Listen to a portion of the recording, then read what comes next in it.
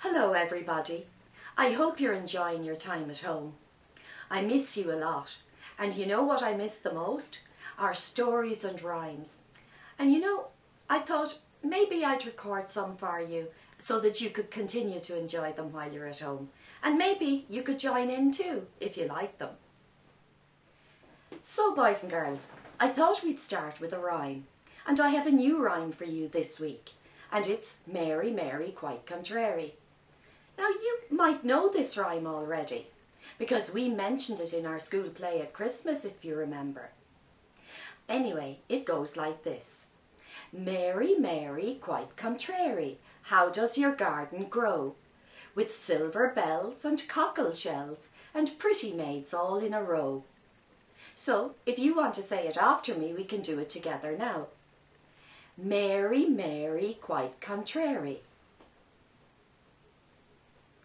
How does your garden grow?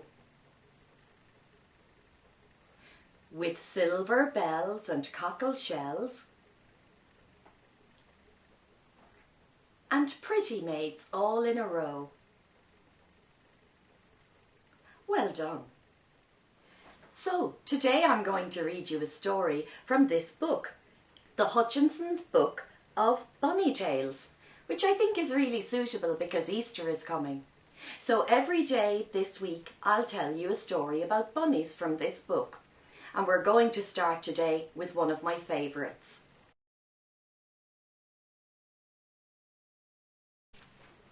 Carrot Tops and Cottontails by Jan Mark and Tony Ross. Here is a tale of long ago, in the days when vegetables could talk. None of you has ever heard a vegetable talk. This is why. Once upon a time, in a green and pleasant valley, there was a hedge. On one side of the hedge lay a field, and in the field lived a colony of peaceable rabbits.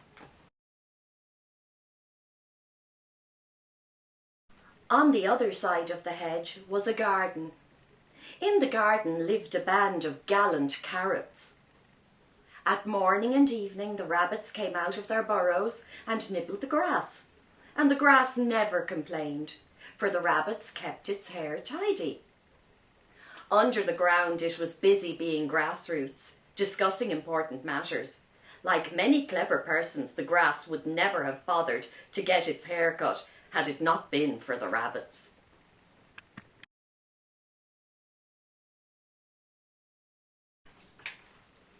In the morning, the carrots lay in bed, only the plumes of their hats showing.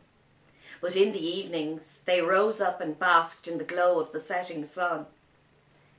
Carrots always looked their best at sunset, and these were very vain carrots. Unlike the grass, the carrots never said anything important. They were too busy admiring themselves and showing off before the other vegetables.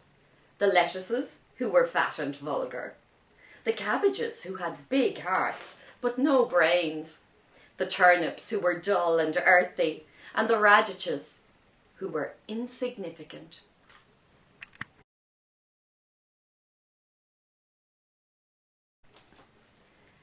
The only things that did not admire the carrots were the rabbits. They were occupied on the far side of the hedge, eating grass, and anyway they had been taught it was rude to stare. The carrots were affronted. They posed, they preened, they twirled their feathers on their hats, until even the beetroot turned pale with envy. But the rabbits just went on eating grass.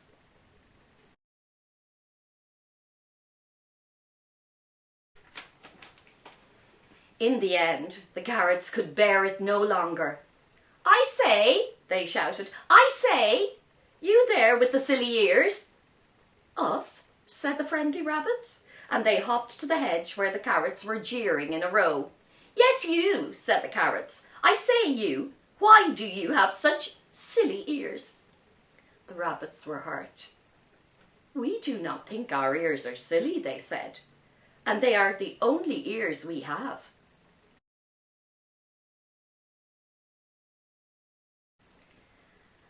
"And silly or not," said the eldest rabbit, "with our ears we can hear our friend the grass." Why listen to the grass when you can listen to us? The carrots bawled. But the rabbits turned away and went back to the field. They were very loyal. The next evening the carrots were there again, flouncing and flaunting, while the other vegetables stood in a line to admire them. "I say," shouted the carrots, "I say, you there with the silly tails?"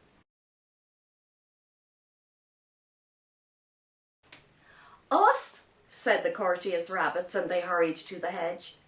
"Yes, you," said the carrots. "I say, you, why do you have such silly tails?" The rabbits were offended. "We do not think our tails are silly," they said, "and they are the only tails we have." "And silly or not," said the youngest rabbit, "when one of us turns up his tail and runs, we know that danger is near." They turned their backs and hopped away.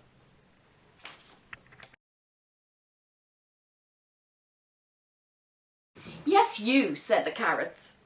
"I say, you, why do you have such silly eyes?" The rabbits were incensed.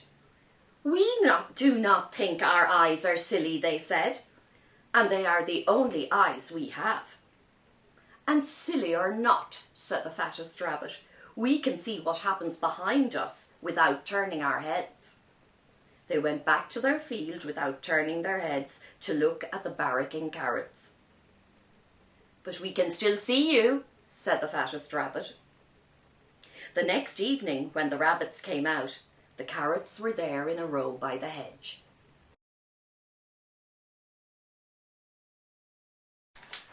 And they all shouted, I say, you there with the silly teeth?"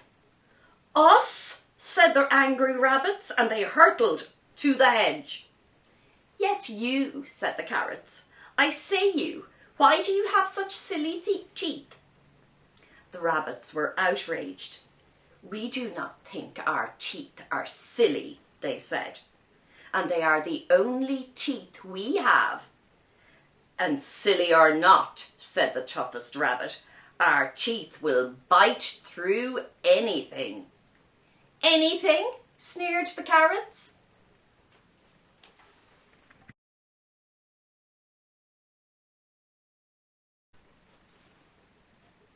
Could they bite through a tree? Could they bite through a stone?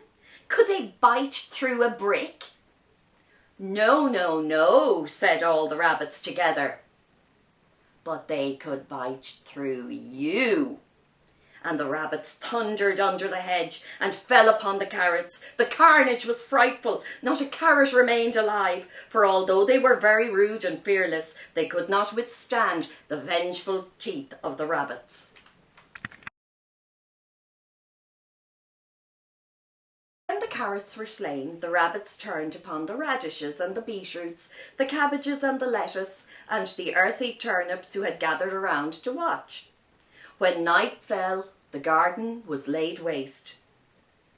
And since that time no carrot has been safe in the presence of a hostile rabbit, and all other vegetables fear their terrible teeth.